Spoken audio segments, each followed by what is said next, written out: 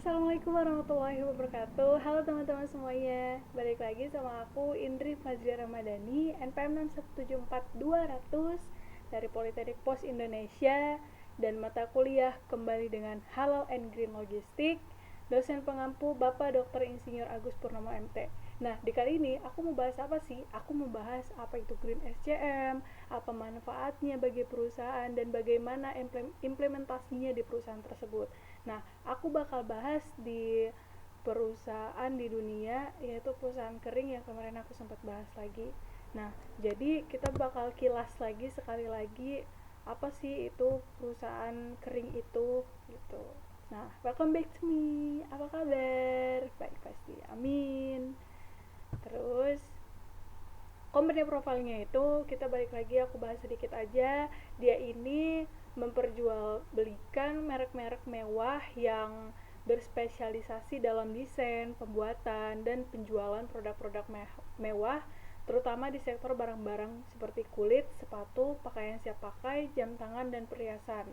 Nah, perusahaan ini tuh dimiliki sama siapa? 30% dimiliki oleh Richemont. Nah, terus dia ini juga memiliki karyawan 30.956 karyawan dan 1.381 toko. Mereknya itu apa aja? Ada Gucci, Saint Laurent, Ed Bottega, Veneta, dan lain-lain kayak gitu. Terus lanjut, kita mau bahas apa sih? Jadi saya ini mau ngebahas tentang green supply chain yang nanti akan dijelaskan di akhir, dan saya akan memperhatikan beberapa perusahaan yang mendapatkan ranking berdasarkan dari website Shift Indonesia. Nah, kering ini merupakan 4 dari 10 perusahaan hijau di dunia dengan persentase 83,6%. Jadi dari 10 perusahaan yang di ranking, si kering ini mendapatkan ranking keempat. Kenapa sih bisa kering itu bisa jadi nomor keempat dibandingkan sama perusahaan-perusahaan yang lainnya? Kenapa dia dianggap sebagai perusahaan hijau? Next. Jadi dia ini berkomitmen untuk perusahaannya ini menghilangkan semua bahan kimia berbahaya dari produk-produknya. Nah, jadi produk-produk mereka ini benar-benar diperhatikan dari A sampai Z-nya supaya bisa menghasilkan produk yang hijau seperti itu. Terus dia ini juga mengendalikan limbah produksinya, jadi nggak asal dibuang seperti itu gitu loh. Jadi dia punya SOP, prosedur-prosedur bagaimana cara pembuangan limbahnya. Terus dia ini juga mengurangi jumlah kemasan yang dikirim ke toko. Jadi mereka itu menggunakan tas daur ulang yang bisa menghemat 298 ton karton. Jadi kan kalau baru-baru aja nih ya di Indonesia kan sudah mulai dilarang ya untuk kalau misalnya kita belanja di Indomaret, belanja di Alfamart, atau kita belanja-belanja di pusat perbelanjaan, kita tidak boleh menggunakan kantong plastik lagi. Jadi mereka tidak memberikan kantong plastik. Jadi kita harus membawa kantong belanja kita sendiri. Kalaupun memang kita misalnya lupa, kita akan membeli jadinya. Jadi mereka tidak akan memberikan lagi. Nah, cara itu mungkin akan memperbarui gitu ya, akan membuat kita itu semakin peduli terhadap lingkungan sekitar dan mengurangi sampah plastik seperti itu. Jadi kering ini benar-benar sangat memperhatikan dari segi apapun. Supaya apa? Supaya perusahaannya itu dapat membuat dan mengurangi limbah-limbah atau hal-hal yang tidak bagus untuk lingkungan seperti itu. Nah, jadi itu tuh ada salah satu anggota tim peneliti. Nah, dia tuh mengatakan bahwasannya iklim yang ada di dunia ini sudah sangat berubah drastis gitu. Kenapa seperti itu? Karena dampak dari kita sendiri, terutama misalnya dari rumah kaca.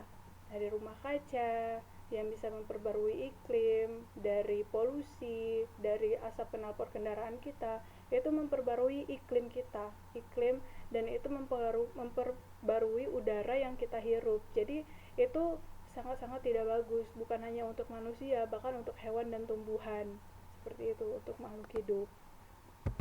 Nah, ini saya punya video yang menjelaskan apa itu green supply chain.